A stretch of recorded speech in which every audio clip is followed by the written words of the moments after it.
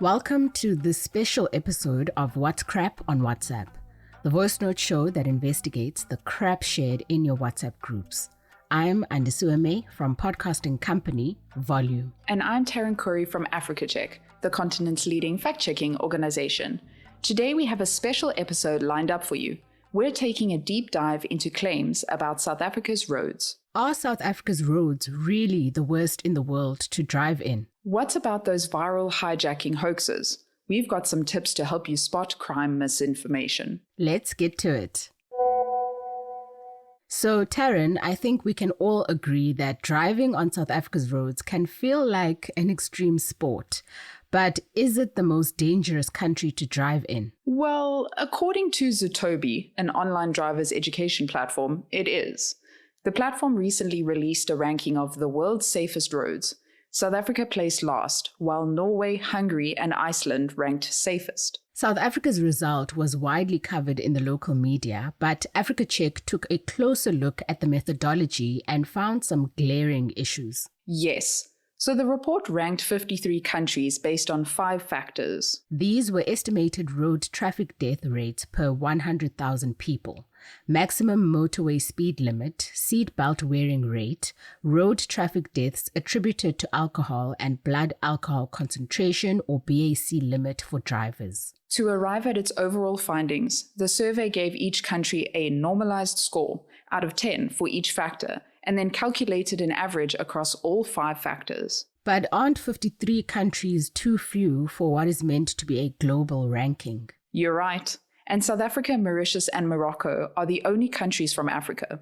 Some of the data used is also outdated or incomplete. For example, for road deaths, the most recent data for South Africa is from 2019, at 22 deaths per 100,000 people.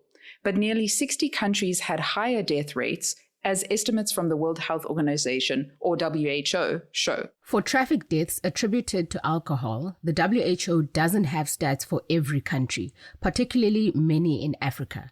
South Africa's rate, as the Zutobi report points out, was one of the highest globally at 57.5% of all crashes in 2017. That remains the most recent data. Correct. But the crash data covers only 93 countries and territories, less than half of the world. The statistics on seatbelt wearing and BAC limits are also still from 2017. WHO data also shows that seatbelt use was lower in some countries than in South Africa, where it was 31%. But in any case, this category ignores other motor vehicles, such as motorcycles, which form a very dominant part of the traffic mix in many countries, especially in Africa and Southeast Asia. An expert told Africa Check that the survey was not scientifically sound. Zutobi does not explain how they selected the countries they analyzed, which are mainly high-income and upper-middle-income countries. And apart from safe speeds, the report focuses mainly on driver behaviors. This ignores other important factors of road traffic safety, such as safe vehicles, roadside safety, and post-crash care. Had a more representative sample of countries been included, South Africa would have placed somewhere in the middle of the list, not at the bottom. The claim is crap. Claims like this tend to spread far and wide. With the Easter weekend around the corner and many traveling to visit family or go on holiday, we can expect an increase in hoaxes about road safety. To stay ahead of the curve, watch out for these pesky zombie claims. Let's see. There's the claim that criminals are handing out free key holders at service stations supposedly fitted with tracking devices. An expert warned that the scheme would require criminals to closely follow the tracker so they wouldn't lose connectivity, which would defeat the purpose of using a tracker in the first place. Ah, yes. That reminds me of another fake warning, supposedly from the police, that claimed criminals would throw eggs at drivers' windscreens at night to get the driver to stop and get out of the car. The driver would then become a victim of these criminals. This was quickly debunked by a YouTuber who demonstrated that windscreen wipers clear the eggs just fine. But speaking of windscreens, there's also a claim that criminal syndicates have been hanging metals on bridges to hit drivers' windscreens, causing people to stop and observe the damage and consequently get robbed. But this was quickly debunked as false.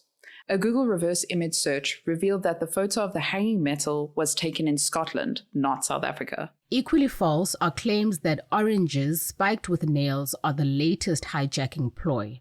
While there's no denying that South Africa's roads can be dangerous, claims like this can cause unnecessary panic and fear.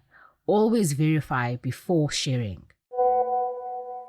So, Taryn, what tips and tricks can we offer our subscribers for spotting this kind of misinformation? Start by looking closely at the details of the claim. Messages that claim a crime has taken place but don't offer any details on when or where it happened are a red flag. You can also check if a certain crime trend has been reported on by authorities like the police. It's also important to consider the source. Ask yourself who wrote the message and whether you can trust them. If it's a claim that has been forwarded many times with no obvious author, be cautious. Messages that contain a sense of urgency should also cause suspicion. Disinformers may try to increase the reach of a hoax by including triggering phrases like urgent warning and share this now to keep others safe. This could play on your emotions. And lastly, remember that we are here to help. You can forward any claims you want fact-checked, and we'll try to look into them for you. Also, be sure to check out Africa Check's website to see if the claim has already been debunked. That's all the time we have for today. Now you know what's crap and what's not. You'll find show notes and a link to the fact checks wherever you get your podcasts, from Apple to Spotify. Your friends and family can also sign up for our show over WhatsApp. The number is 082-709-3527. Make sure to save us as a contact in your phone and send us a message. In our next episode, we'll return to regular programming. So remember to send us a WhatsApp message, a picture, video link, or voice note that you need fact-checked. Just forward them to us on WhatsApp. Our theme song is composed by John Bartman. I'm Andisuame. And I'm Taryn Corey. Bye for now.